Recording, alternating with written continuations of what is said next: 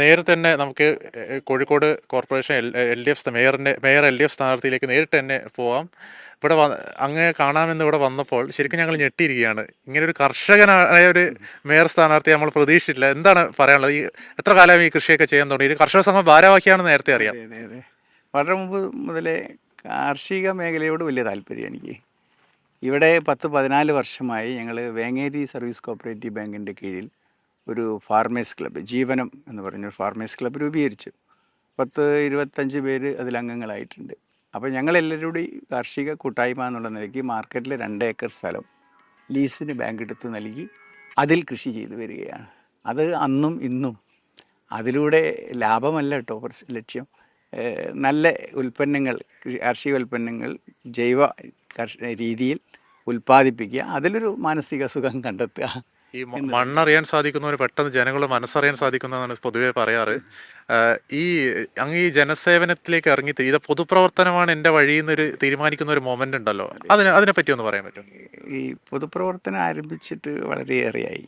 ഞാൻ ഈ Communist Party of India Marxist party മെമ്പർഷിപ്പിലേക്ക് 1986 വരുന്നത്. അതിന് തൊട്ട് മുമ്പ് തന്നെ ഞാൻ യുവജന പ്രസ്ഥാനം എന്നുള്ളതെങ്കിൽ DYFIയുടെ പ്രവർത്തകനായിട്ടാണ്. ആ പൊതുപ്രവർത്തനത്തിലൂടെ കണ്ടെത്തിയൊരു മാനസികമായ സുഖമുണ്ട്. മറ്റൊരാളുടെ പ്രയാസങ്ങളിൽ, വിഷമങ്ങളിൽ പങ്കുചേരാനും അവരോടൊപ്പം നിൽക്കുന്നതിലും കണ്ടെത്തിയൊരു സുഖമാണ്. പിന്നീട് എനിക്ക് അവരോടൊപ്പം നിൽക്കാനും പാർട്ടി പ്രവർത്തനത്തിൽ കുറേ കൂടി മുന്നോട്ട് പോകാനും അതാണ് എൻ്റെ ഒരു മാർഗം എന്നൊരു തോന്നലുണ്ടായത്.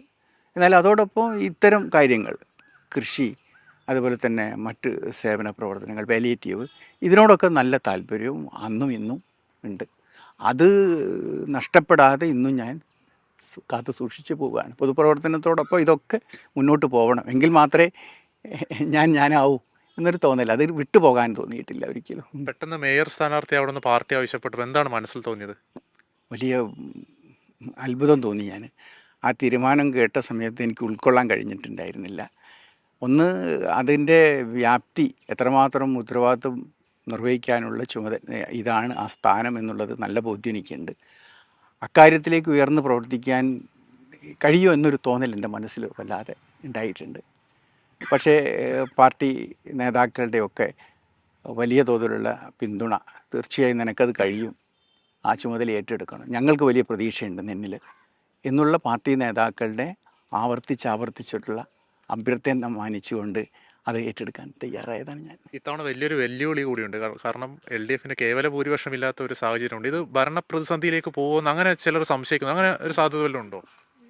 ഇല്ല. കോഴിക്കോട് കോർപ്പറേഷൻ്റെ ഭരണം ഈ നഗരത്തിലെ ജനങ്ങളുടെ താല്പര്യം മുൻനിർത്തി നടത്തുന്ന കാര്യത്തിൽ, അതുപോലെ തന്നെ പട്ടണത്തിൻ്റെ വികസന കാര്യത്തിൽ എത്ര കാലം മറ്റ് പ്രതിപക്ഷ കക്ഷികൾക്ക് നമ്മോടൊപ്പം യോജിച്ച് നിൽക്കാൻ കഴിയും, അത്രയും കാലം ഇതിൻ്റെ ഭരണം മുന്നോട്ട് കൊണ്ടുപോകാൻ കഴിയും.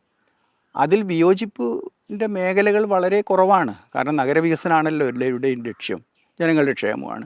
അതുകൊണ്ട് ആ യോജിപ്പിനെ അതിൻ്റേതായ അർത്ഥത്തിൽ മുന്നോട്ട് കൊണ്ടുപോയാൽ 5 വർഷം പൂർത്തീകരിച്ച് ഭരിക്കാൻ ഇടതുപക്ഷ ജനാധിപത്യ മുന്നണിയുടെ ഈ ഭരണ സംവിധാനത്തിന് കഴിയും.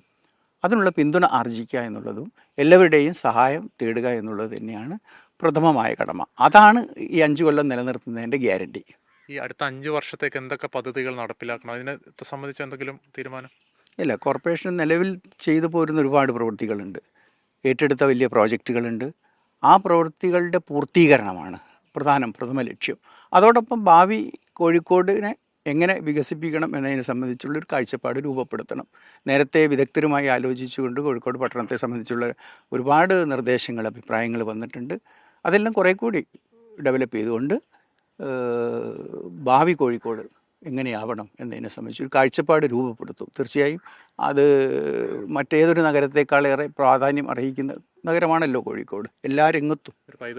തീർച്ചയായിട്ടും പൈതൃക നഗരമാണ്, സാഹിത്യ നഗരമാണ്, സാംസ്കാരിക കേന്ദ്രമാണ്, മതസാഹോദര്യത്തിന് ഏറ്റവും പേരുകേട്ടൊരു പട്ടണം കൂടിയാണ്.